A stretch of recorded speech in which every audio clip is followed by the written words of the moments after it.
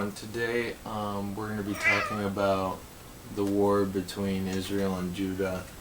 And if you watched the last video, we talked about King Jeroboam's reign and how he fell, and how his reign came to an end. So we'll just summarize on that. So essentially, Jeroboam, the kingdom of Israel split between the house of David and Jeroboam. So it was Rehoboam and Jeroboam, two different kings of Judah and Israel respectively.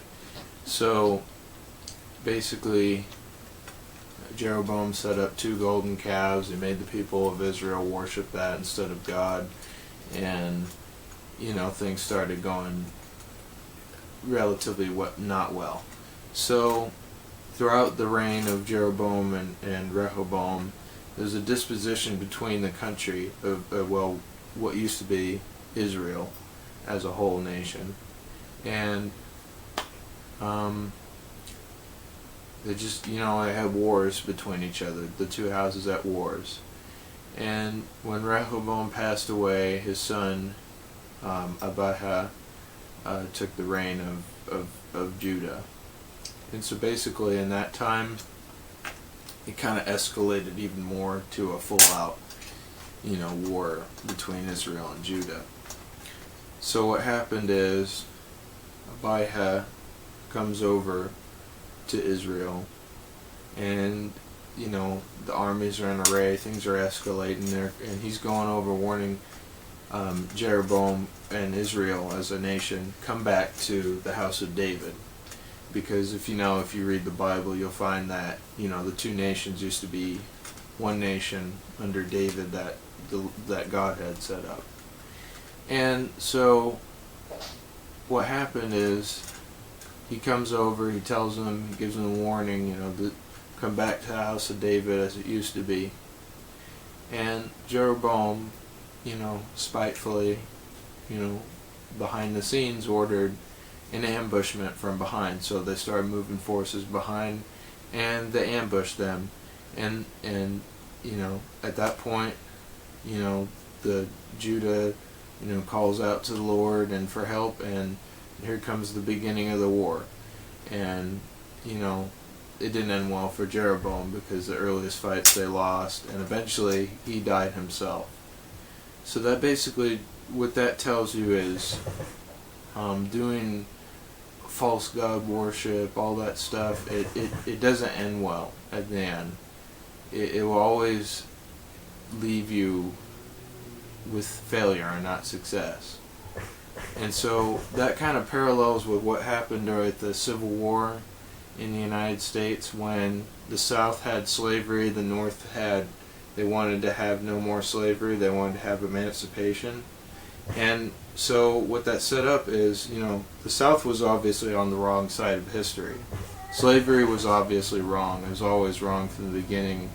But basically the South had slavery, and they were doing all kinds of terrible things to people of color, and discrimination and judgment, and just terrible things, and lynching and all that.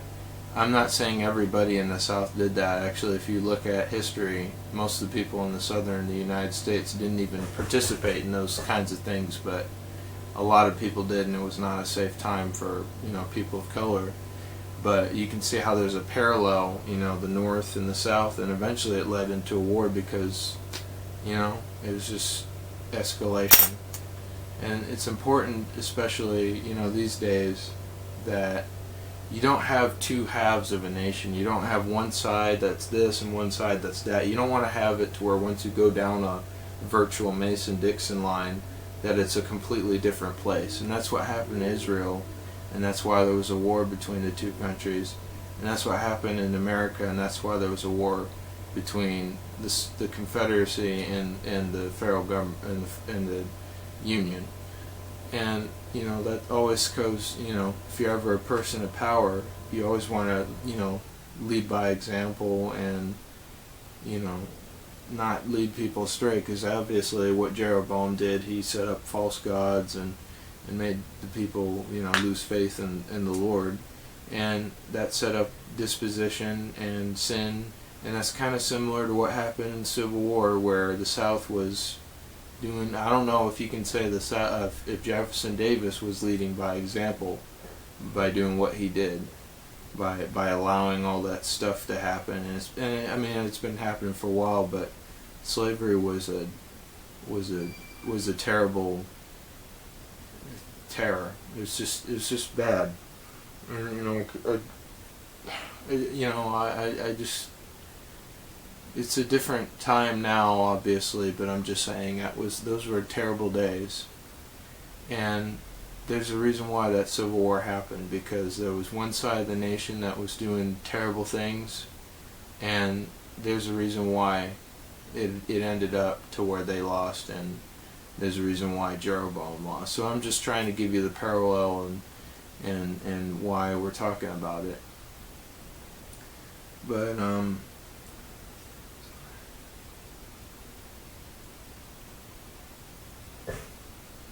But anyway, thank you for watching this video.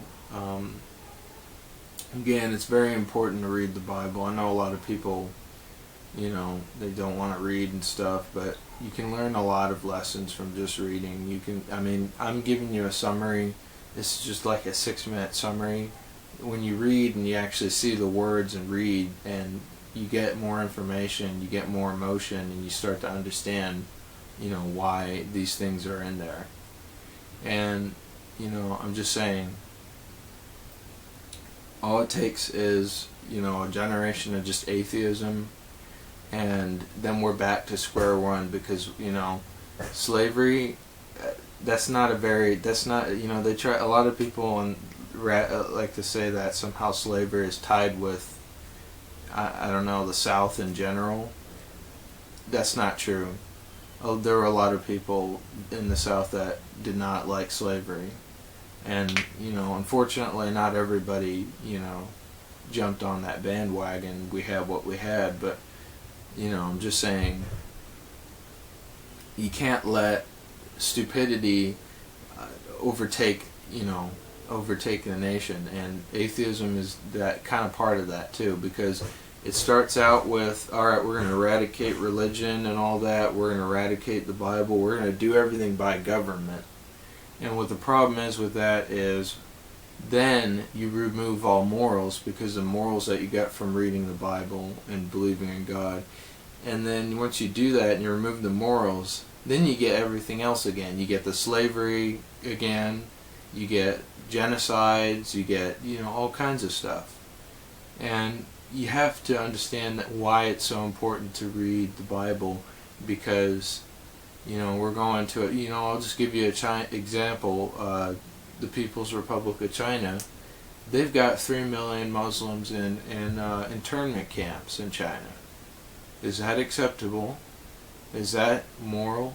Is that not immoral? Just like with slavery, when you would take black people and you throw them in plantations and make them do stuff against their will, and if they don't do their job, you whip them. Is that moral? So is it moral having Uyghur Muslims working in internment camps, being with forced labor, and they don't have control of their lives because they have people that are brainwashing them, they have them torturing them, they have them working them every day, and nobody talks about it? Is that moral? And that's what you need to ask yourself. And where does this come from? China is an atheist country, 100% atheist. What are they doing right now? Look at what they're doing. They're slave labor, genocide, you name it.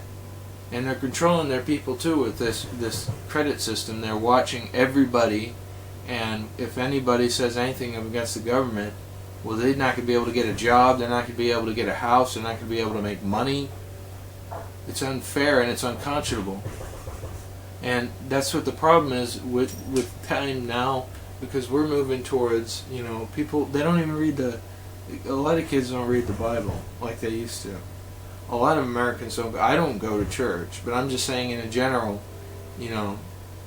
I read the Bible mostly every day, and I don't go to church.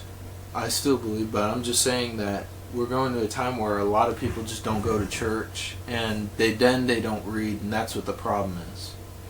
And we're just moving to a time where people aren't, you know, they don't believe in God, and where's their morals? Exactly. So, and that's where we're going to go. If we don't change something fundamentally within the next 20 years, that's where our country goes. And I'm just saying, when we corrupt ourselves like with slavery, it doesn't end well. So we can't be corrupting ourselves with atheism. We can't do that, because then it's not going to end well as well for us. And I'll tell you, it's not going to end well for China either. It's not. It's going to be a big tumble in their economy very soon. It'll take a couple decades, but I'm just saying. There's a lot of things you can learn from just reading the Bible, and you can apply that to every aspect of your life. You can apply that to everything that's happening, because history really just repeats itself. It's just the same old thing. People act like, oh wow, a country invades another country. That's crazy. It's 2022. Well, what about all the other countries that have been invaded in the past that everybody's forgotten? Huh? Like you know, Taipei, they were invaded by China. Nobody even came to their rescue during that time. And that's what could happen if nobody comes to the rescue with Ukraine. I'm just saying, history repeats itself. It's the same old thing. Just because it's a different time and it's different people, different antics, doesn't make it any different. You got communism, socialism. Just because it's branded differently doesn't make it any different. And that's the same thing with atheism, because it's just going to turn into, it's just going to tidal wave all the same crap. Anyway, thank you for watching this video. Hopefully you read the Bible and believe in God, because it's important to have faith these days, especially when, you know, everywhere, you know, it's just breaking down. Society breaks down if you don't have faith. That's what happens. People don't have a reason to live other than themselves, when it's really about everybody.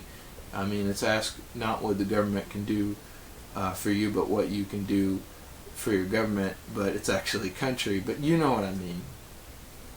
Anyway, thank you everybody for watching this video, and goodbye.